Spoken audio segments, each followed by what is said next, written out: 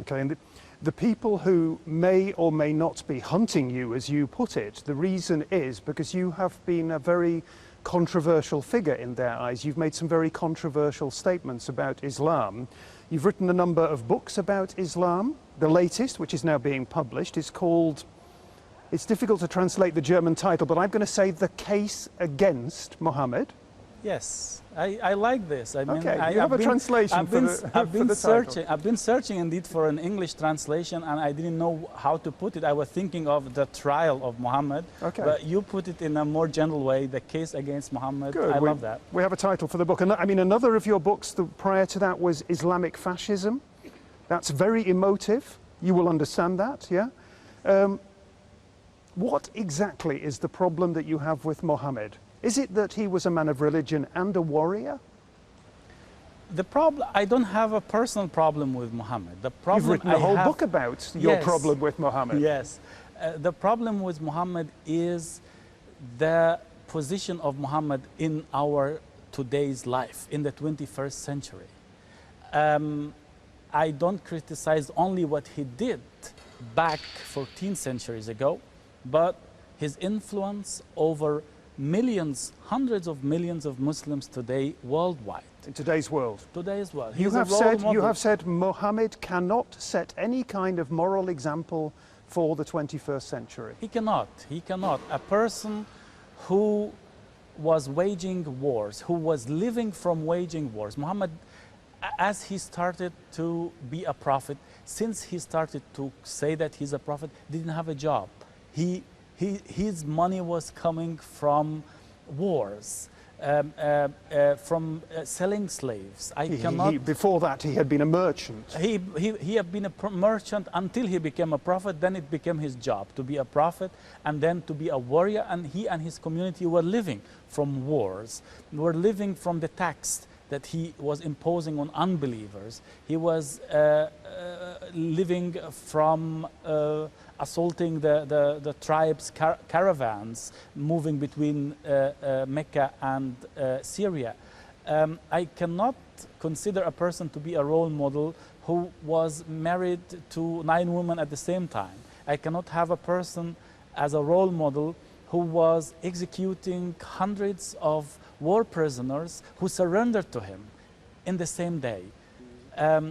I cannot have somebody as a role model who married a 6-year-old girl while he was over 50 years old. You clearly believe that Islam in the 21st century needs to be reformed, needs to be modernized. Will it be modernized?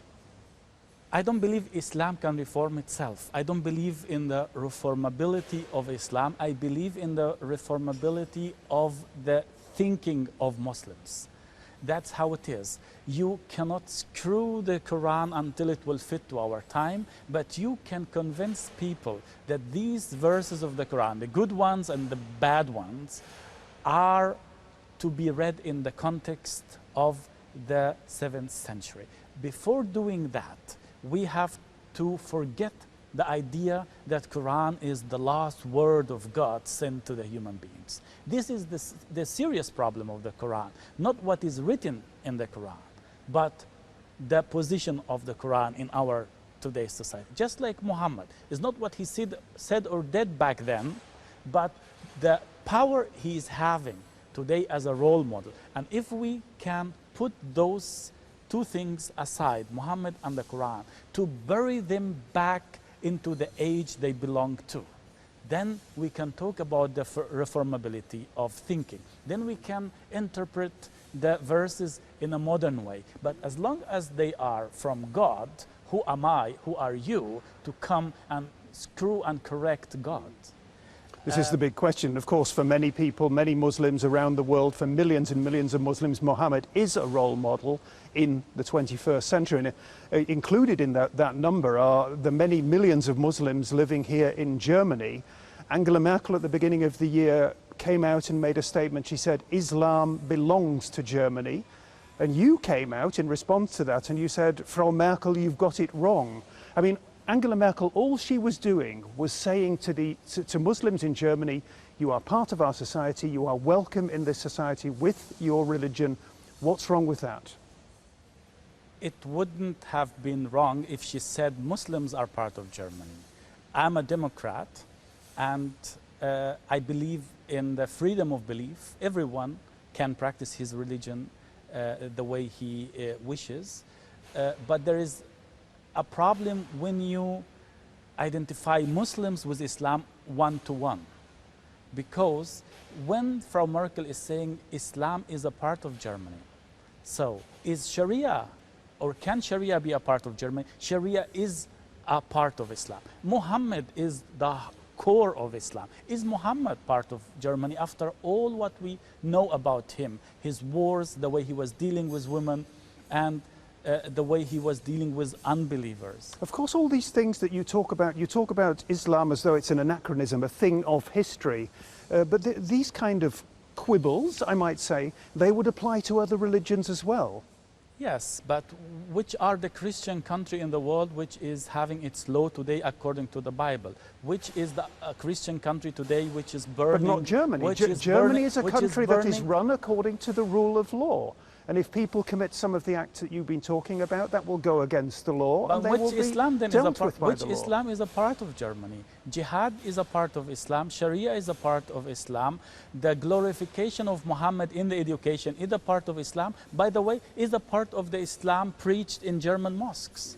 So then it's not helpful at all to come and say Islam is a part of Germany. It's not the job of a politician. It's a changing picture, though, as you well know. Yes, but it is not the job of politician to rehabilitate a religion or to make it a part of a society or to dismiss it. It's about engaging the religion in a discussion. It is about the people. Engage the people. Create jobs for the people. Create a better education for Muslims in Germany. But don't say Islam is a part of Germany, because nobody profits from that more than the conservative Muslim organizations who will come and say, okay, then I want to be just like the German churches. I want taxes from the state. I want to have influence over the media. I want to have influence over the education. And then you are selling the secular state to the conservatives. On a lighter note, and to finish off, I'd like to, we traditionally have 3 uncompleted sentences, and I'd like you to complete them, if possible. If there's one thing I have learned in my life, it is? To appreciate freedom.